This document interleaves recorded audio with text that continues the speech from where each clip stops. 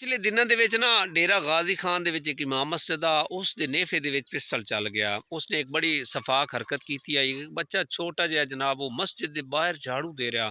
ਕਿਤਨੇ ਬੜੇ ਅਫਸੋਸ ਦੀ ਗੱਲ ਹੈ, ਅੱਲਾਹ ਤਾਲਾ ਮਾफ़ फरमाए ਕਿ ਬੰਦਿਆਂ ਨੂੰ ਨਾ ਡਰ ਵੀ ਨਹੀਂ ਲੱਗਦਾ, ਖੌਫ ਹੀ ਨਾ ਬਈ ਇੱਕ ਮਸਜਿਦ ਦੇ ਵਿੱਚ ਇਮਾਮਤ ਕਰਾ ਰਿਹਾ, ਬੱਚੇ ਪੜ੍ਹਾ ਰਿਹਾ ਤੇ ਇਸ ਤਰ੍ਹਾਂ ਦੀ ਉਹਨੇ ਇੱਕ ਬੱਚੇ ਦੇ ਨਾਲ ਸਫਾਕ ਹਰਕਤ ਕੀਤੀ ਹੈ। ਬਾਅਦ ਦੇ ਵਿੱਚ ਜਨਾਬ ਨਾ ਕਿਸੇ ਨੇ ਉਹਦੀ ਵੀਡੀਓ ਬਣਾ ਲਈ, ਬੱਚਾ ਬਾਹਰ ਝਾੜੂ ਦੇ ਰਿਹਾ ਤੇ ਅੰਦਰ ਉਹ ਜਨਾਬ ਉਹ ਕਾਰਵਾਈ ਕਰ ਰਿਹਾ। किसी ने उसकी जनाब वीडियो बनाई है तो वीडियो उन्होंने फेसबुक च चाड़ी है, वीडियो वायरल हुई है तो फिर CCD ने जनाब एक्शन लिता है और उन्होंने उसके खिलाफ कार्रवाई की थी। बाद दे विच पता चला कि वो जिहड़ा इमाम मस्जिद है उस दे नेफे दे विच पिस्टल चल गया।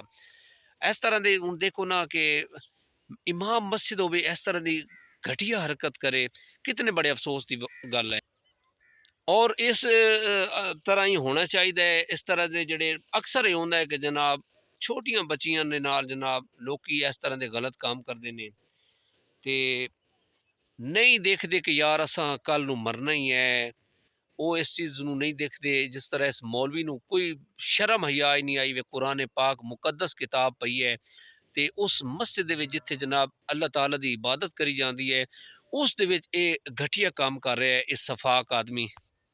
बाकी ये वज़ीर आला साहिबा का बड़ा इकदाम है कि इस तरह के जोड़े जराइम पेशा अफराद ने इस तरह की सफाक हरकत करते हैं उन्होंने कारण ये बड़ा ज़बरदस्त इकदाम है। सुहेल जफर चट्टा साहब जोड़े CCD के डायरैक्टर ने उन्होंने बड़ा अच्छा इकदाम है। इस तरह के जोड़े जराइम पेशा अफराद ने जिस तरह के सफाक हरकत करते हैं उन्होंने इस तरह का अंजाम जोड़ा है वो इहो ही होना चाहिए जिस तरह इस मौलवी के नाल होया।